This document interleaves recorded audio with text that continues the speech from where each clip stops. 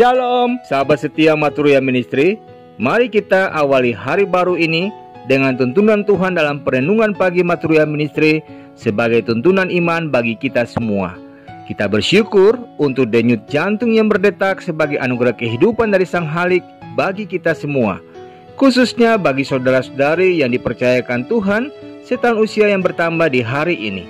Teristimewa untuk Ibu Esti Kartikasari, dan untuk usia pernikahan bagi kedua keluarga yang berbahagia, keluarga Bapak Abraham Helia Suliarso Hendro dan Ibu Agustin Elis J. Tanamal, dan keluarga Bapak Berlin Manulang dan Ibu Rosmaria Marbun. Saya ucapkan selamat menikmati anugerah Tuhan dengan harapan dan doa Bapak Ibu senantiasa diberkati dan disempurnakan sukacitanya dengan kesehatan, kekuatan, dan hikmat Allah dalam menapaki hari-hari pemberian Tuhan ke depan. Kini sahabat setia Maturia Ministry, kita akan mendengarkan sabda Tuhan, namun mendahulunya kita sehati dalam doa. Ya Bapa, teduhkanlah hati dan pikiran kami dari segala perkara kehidupan yang sia-sia.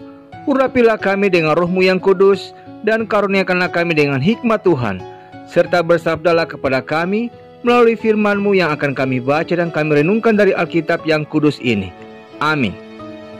Bacaan Alkitab pada saat ini diambil dalam kitab Injil menurut Lukas pasal 11 ayat 5 hingga ayat yang ke-8 yang menyatakan, "Lalu katanya kepada mereka, jika seorang di antara kamu pada tengah malam pergi ke rumah seorang sahabatnya dan berkata kepadanya, 'Saudara, pinjamkanlah kepadaku 3 roti, sebab seorang sahabatku yang sedang berada dalam perjalanan singgah ke rumahku dan aku tidak mempunyai apa-apa untuk dihidangkan kepadanya.' Masakan ia yang di dalam rumah itu akan menjawab, 'Jangan mengganggu aku, pintu sudah tertutup dan aku serta anak-anakku sudah tidur. Aku tidak dapat bangun dan memberikannya kepada saudara.' Aku berkata kepadamu, sekalipun ia tidak mau bangun dan memberikannya kepadanya, karena orang itu adalah sahabatnya, namun karena sikapnya yang tidak malu itu, ia akan bangun juga dan memberikan kepadanya apa yang diperlukannya." Demikianlah sabda Tuhan. Saudaraku, Yesus memberikan perumpamaan tentang bagaimana seharusnya kita berdoa. Ketika ada seseorang yang mengetuk pintu rumahnya di tengah malam, maka mau tidak mau yang empunya rumah akan membukakan pintu baginya dan akan berusaha memenuhi permintaannya itu, karena ia berpikir bahwa temannya tidak akan berani membangunkannya bila tidak benar-benar sedang dalam keadaan penting atau mendesak. Yang empunya rumah tidak akan berkata, "Jangan mengganggu aku, pintu sudah tertutup dan aku serta anak-anakku sudah tidur. Aku tidak dapat bangun dan memberikannya kepada saudara." Artinya, konteks perumpamaan Yesus ini adalah hal berdoa kepada Tuhan, bukan ajaran soal kesantunan saat bertamu. Melalui perumpamaan yang ekstrim ini, Yesus mengajarkan tentang sikap kita sewaktu berdoa. Pertama, penting untuk memiliki iman dan keyakinan yang luar biasa atau yang kuat bahwa Tuhan pasti menjawab doa kita. Jangan pernah ragu untuk menyatakan apa yang menjadi kebutuhan dan pergumulan kita kepada Tuhan. Aminilah bahwa doa kita akan mengerjakan beragam perkara besar. Hal yang kedua, doa yang tidak egois. Bukankah dalam perumpamaan ini, orang tersebut meminta roti untuk sahabatnya di tengah malam yang datang ke rumahnya?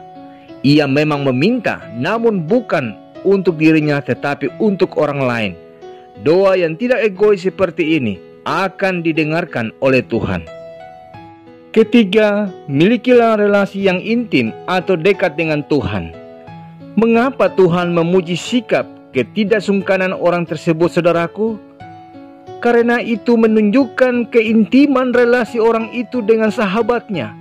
Semakin intim relasi kita dengan seseorang, semakin kecil rasa sungkan kita. Bahkan bila mana kita membutuhkan sesuatu, kita tidak lagi sungkan untuk mengungkapkannya. Sebab alangkah anehnya jika kita merasa sungkan dalam tanda petik dalam menyatakan permohonan terkait kebutuhan dan gumulan hidup kita kepada Bapa Surgawi. Hal itu justru menunjukkan bahwa relasi kita kurang intim, kurang dekat, kurang akrab, dan kurang sehat alias bermasalah. Sikap ketidaksungkanan bukan soal kesantunan saudaraku, namun hendak menunjukkan soal seberapa kita ngotot untuk memperjuangkan permohonan dan gumulan hidup kita di dalam doa-doa kita di hadapan Tuhan. Pertanyaannya saudaraku ialah, apakah selama ini kita berani untuk bersikap tidak sungkan saat berdoa kepada Bapa Surgawi? Bukankah Yesus sendiri yang mengajarkan bagaimana kita harus tekun dalam berdoa?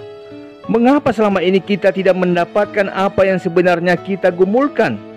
Karena kita kurang tekun dalam berdoa, saudaraku. Kita gampang putus asa ketika apa yang kita minta belum dijawab oleh Tuhan. Kita selalu cepat-cepat menyimpulkan bahwa sudah menjadi takdirku kalau Tuhan tidak menjawab doa kita.